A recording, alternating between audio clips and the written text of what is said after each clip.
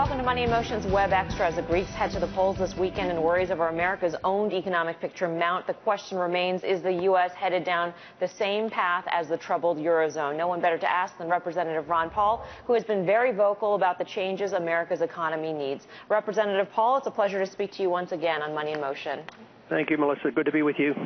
In terms of your predictions, if you have any for the Greek elections, what do you anticipate? And what do you anticipate will be the reaction of central bankers around the world? Well, they're going to continue to do what the only thing they know what to do, and that is inflate. Inflate means inflate the currency, create more money, more credit, which devalues the currency, which encourages all the debt. So now, after 30-some years of doing this internationally, the debt crisis is on our doorstep. And I think what we're seeing in Greece is just very, very minor and small compared to all the debt of the world. And eventually the problem will hit us. The question is only when countries get this much in debt, the question is how does the debt get liquidated? The debt never gets paid off. And right now the struggle in Europe is will there be liquidation of debt where Greece won't pay their bills and they're not capable of doing it, so they have to get a bailout and the richer countries have to try to help, or a stronger currency. Representative, most of the debt is liquidated through inflation and destruction of the value, and that's what is going to be coming, I believe. Let me switch gears on you a little bit and talk about the United States. Earlier this week on Monday, Max Baucus, the chairman of the Finance Committee in the Senate, gave a press conference, and he discussed a way forward to some extent, or at least he gave the indication that from the Senate Finance Committee that they may have some breaks or I should say some compromises ready to go to get the U.S. past the fiscal cliff. What do you think about that?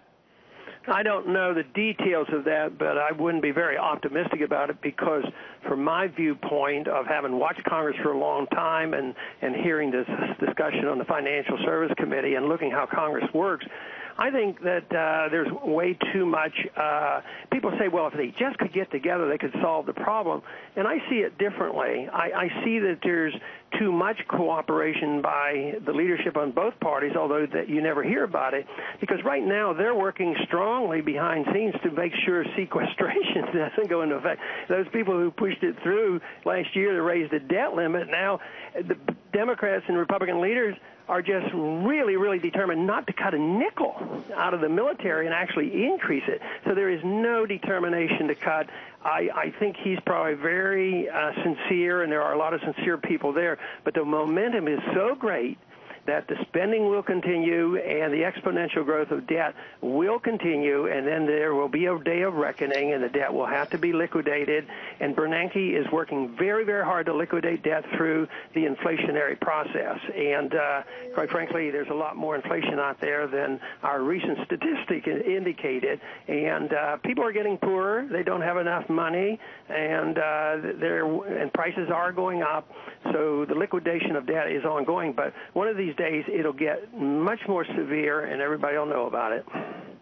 Just a quick question for you. It sounds like you would expect U.S. Treasury debt to be downgraded again then sometime next year if you're not hopeful for spending cuts ahead. Yeah, whether somebody announced the official downgrading or not, I know that has a lot of significance on Wall Street, but sure, it's going to be downgraded, and it probably should be downgraded now, and more so than it will be downgraded. The market will dictate the value of the currency. Right now, we're certainly benefiting tremendously by other parts of the world, especially Europe and the euro, being so much worse than our economy and our debt. But there will be more downgrades. There will be official, and they'll pretend that they're taking care of it.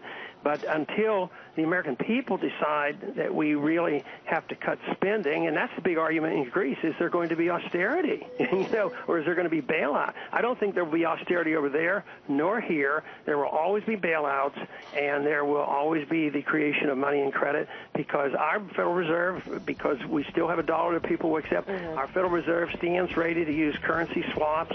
They've been involved before, and they'll be involved again, and they've assured the world that they will be there if needed. Right. Representative Paul, always good to get your viewpoint on things. Ron Paul joining us tonight. And that is tonight's Money in Motion 101 Web Extra. Be sure to catch more Money in Motion Friday nights at 5:30 p.m. Eastern Time, only on CNBC.